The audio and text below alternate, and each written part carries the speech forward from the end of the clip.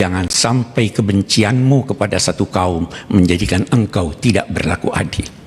Kekuasaan bersumber dari Tuhan.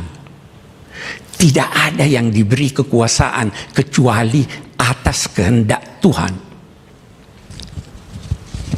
Dalam konteks perbedaan itu, pasti dalam perbedaan dituntut pengorbanan. Rasul Shallallahu Alaihi Wasallam dalam perjanjian Hudaybiyah demi mencapai perdamaian, beliau bersedia menghapus 7 kata dari rencana naskah perjanjian. 7 kata yang sangat penting. Bismillahirrahmanirrahim. Oleh kaum musyrik, hapus ini. Kami tidak kenal Ar-Rahman dan Rahim. Muhammad Rasulullah, kami tidak akui engkau Rasulullah. Rasul bersedia menghapus 7 kata itu. 7 kata yang serupa itulah yang pernah dihapus oleh pendiri bangsa ini dari naskah Piagam Jakarta. Melaksanakan syariat Islam bagi pemeluk-pemeluknya. Kita hapus demi perdamaian. Kita hapus demi persatuan. Itulah tuntunan Al-Quran yang diajarkan kepada kita.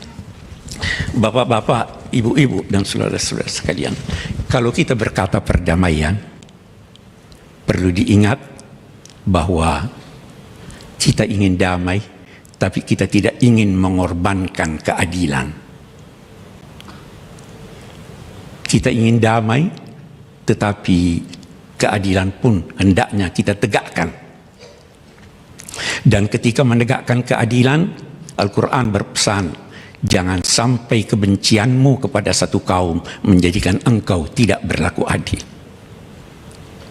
Bapak-bapak, ibu-ibu, saudara-saudara sekalian, banyak definisi keadilan.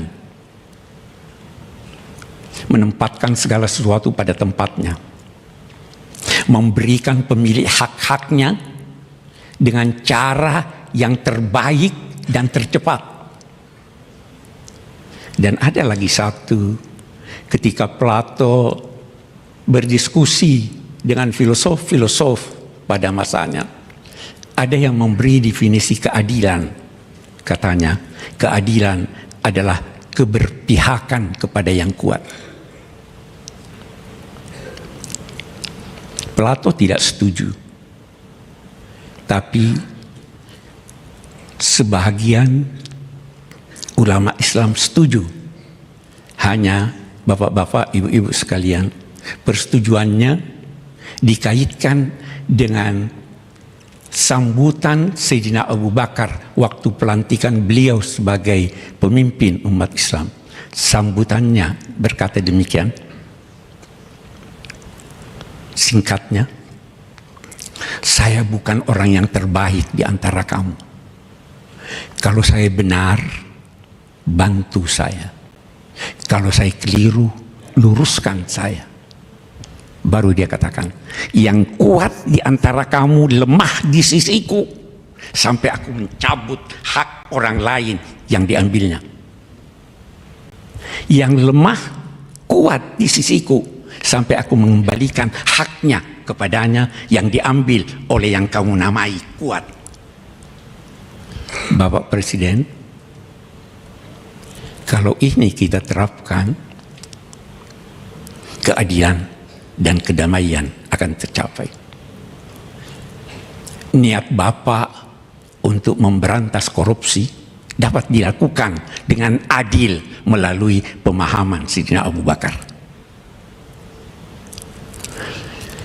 Hadirin sekalian, saya tidak ingin berpanjang-panjang. Saya berterima kasih diberi kepercayaan untuk berbicara dan menyampaikan apa yang saya rasa perlu kita sadari bersama. Saya ingin berdoa. Yang pertama, buat Bapak Presiden. Pak, saya punya guru, Pak. Namanya Syekh Mutawalli Sya'rawi.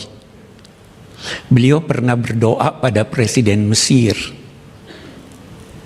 Doanya dimulai dengan kalimat, kekuasaan bersumber dari Tuhan. Tidak ada yang diberi kekuasaan kecuali atas kehendak Tuhan. Baik penguasa itu jujur mengikuti tuntunan Tuhan maupun penguasa itu durhaka. Semua kekuasaan bersumber dari Tuhan. Baru beliau berkata, dan ini yang saya ingin doakan buat Bapak. Katanya,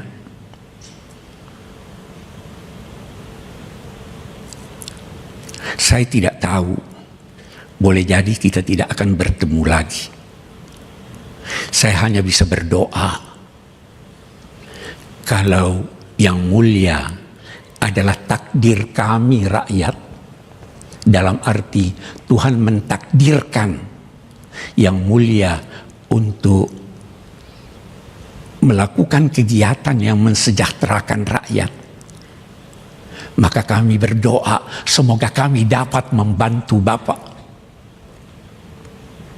Tapi kalau Bapak, kalau yang mulia katanya adalah menjabat jabatan ini karena takdir yang mulia untuk membantu menegakkan keadilan dan perdamaian, maka kami akan berdoa semoga yang mulia dibantu Tuhan dan kami akan ikut membantu. Itu doa kami kepada Bapak.